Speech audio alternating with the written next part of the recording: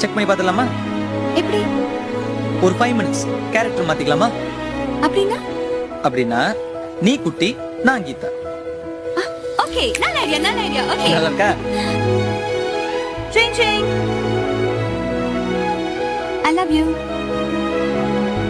But I hate you. I hate such personalities.